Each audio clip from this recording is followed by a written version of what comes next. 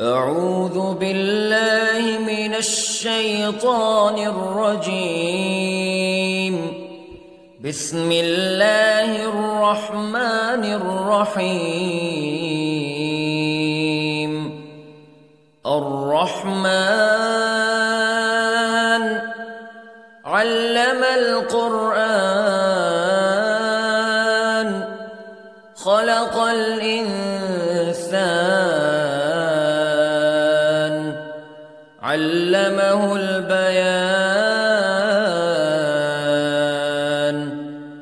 الشمس والقمر بحسبان والنجم والشجر يسجدان والسماء رفعها ووضع الميزان ألا تطغوا في الميزان وأقيموا الوزن بالقسط ولا تخسروا الميزان. والأرض وضعها للأنام فيها فاكهة والنخل ذات الأكمام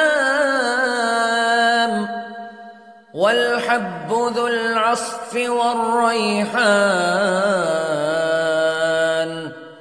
فبأي آلاء ربكما تكذبان. خلق الإنسان من صلصال كالفخار وخلق الجان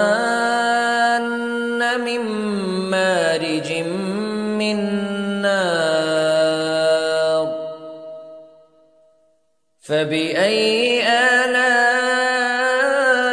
ربكما تكذبان. رب المشرقين ورب المغربين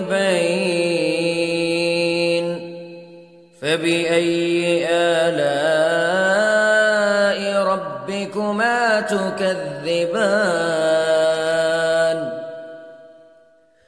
مرج البحرين يلتقيان بينهما برزخ لا يبغيان فبأي آلاء ربكما تكذبان. يخرج منهما اللؤلؤ والمرجان فبأي آلاء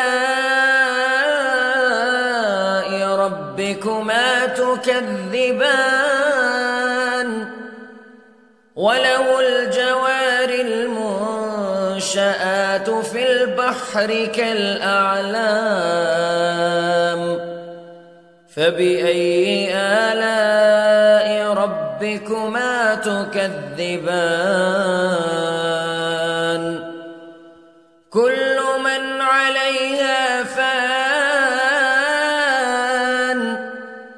ويبقى وجه ربك ذو الجلال والإكرام فبأي آلاء ربكما تكذبان. يسأله من في السماوات والأرض كل يوم هو في شأن فبأي آلاء ربكما تكذبان. سنفرغ لكم أيها الثقلان فبأي آلاء ربكما تكذبان.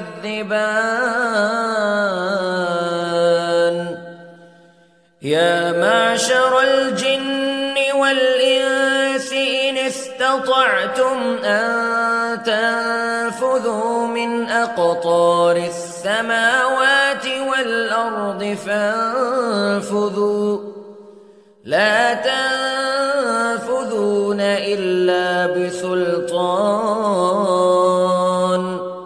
فبأي آلاء ربكما تكذبان يرسل عليكما شواظ من نار ونحاس فلا تنتصران فبأي آلاء ربكما تكذبان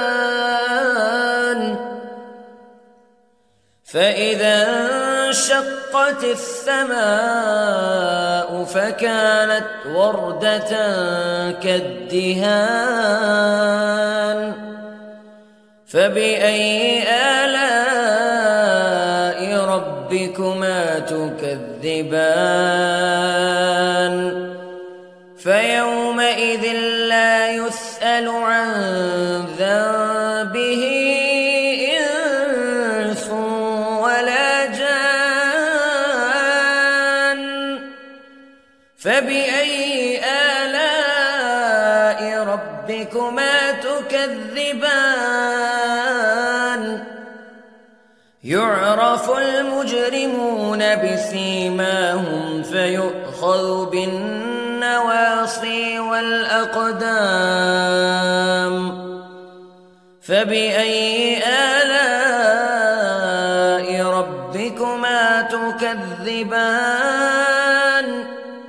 هذه جهنم التي يكذب بها المجرمون يطوفون بينها وبين حميم آن فبأي آلاء ربكما تكذبان ولمن خاف مقام ربه جنتان فبأي آلاء ربكما تكذبان ذواتا أفنان فبأي آلاء ربكما تكذبان فيهما عينان تجريان فبأي آلاء ربكما تكذبان فيهما من كل فاكهة زوجان فبأي آلاء ربكما تكذبان متكئين على فرش بطائنها من استبرق وجنى الجنتين دان فبأي آلاء ربكما تكذبان فيهن قاصرات الطرف لم يطمثهن إنس قبلهم ولا جان فبأي آلاء ربكما تكذبان كأنهن الياقوت والمرجان فبأي آلاء ربكما تكذبان هل جزاء الإحسان إلا الإحسان فبأي آلاء ربكما تكذبان ومن دونهما جنتان فبأي آلاء ربكما تكذبان